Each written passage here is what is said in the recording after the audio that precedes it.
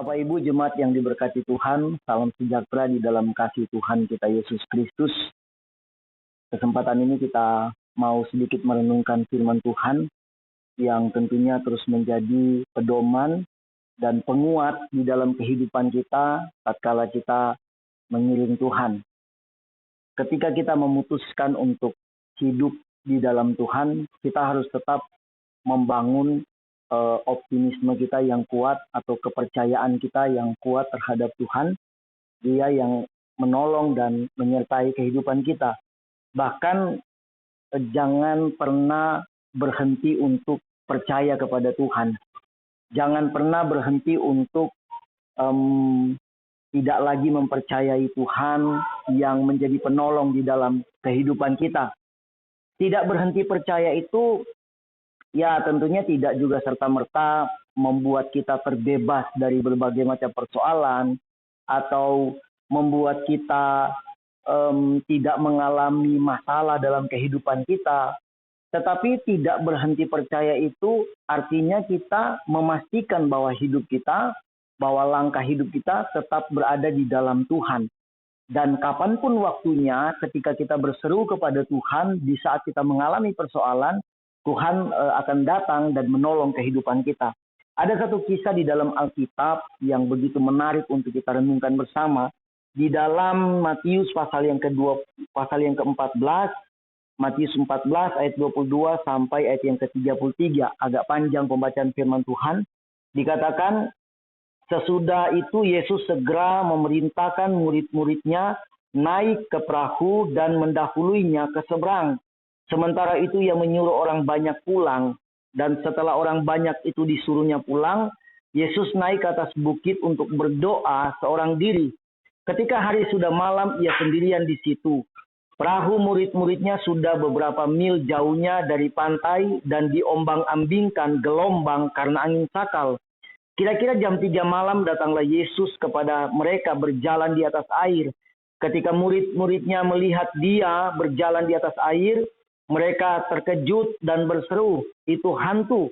Lalu berteriak-teriak karena takut. Tetapi segera Yesus berkata kepada mereka, tenanglah, aku ini, jangan takut.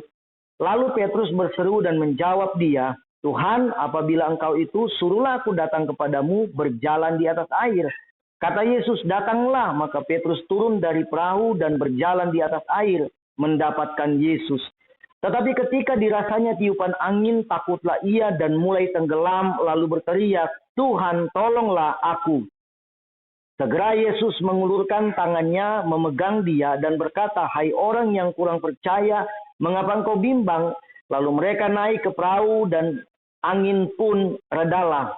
Dan orang-orang yang ada di perahu menyembah dia, katanya, sesungguhnya engkau anak Allah. Perhatikan baik-baik di sini Bapak Ibu, ada sepotong kisah yang dicatat di dalam Alkitab ini. Dari begitu banyaknya kisah tentang Yesus dan murid-muridnya. Yesus melakukan perkara-perkara mujizat. Yesus melakukan demonstrasi mujizat yang begitu spektakuler. Tapi pada peristiwa ini ada satu kesempatan di mana ketika Yesus dan murid-muridnya selesai melakukan satu pelayanan, kemudian mereka harus pindah tempat, pindah kota, pindah daerah. Yesus tidak bersama-sama dengan murid-muridnya. Dia menyuruh mereka untuk lebih dulu melakukan perjalanan menyeberangi danau itu di atas perahu. Sementara Yesus memilih untuk berdoa. Dan ketika murid-murid Yesus sedang berada di perjalanan di atas perahu itu, tiba-tiba angin sakal datang dan menyerang perahu mereka atau menimbulkan gelombang sehingga perahu mereka mau tenggelam. Saya melihat ada satu hal yang sangat unik atau sangat luar biasa di sini adalah saya percaya di benak, pikiran, dan di dalam kemahakuasaan Tuhan, dia tahu tentang peristiwa yang akan terjadi sebelum murid-murid ini bergerak naik ke perahu dan berjalan atau di atas danau itu. Saya percaya Yesus tahu. Tapi dia memilih untuk berdoa dan tidak bersama-sama dengan mereka. Sebab itu ketika terjadi goncangan yang begitu dahsyat, Yesus datang dan berjalan di atas air. Artinya memang dia tahu ada masalah, ada persoalan yang terjadi di murid-muridnya. Dan dia datang berjalan di atas air pada waktu itu.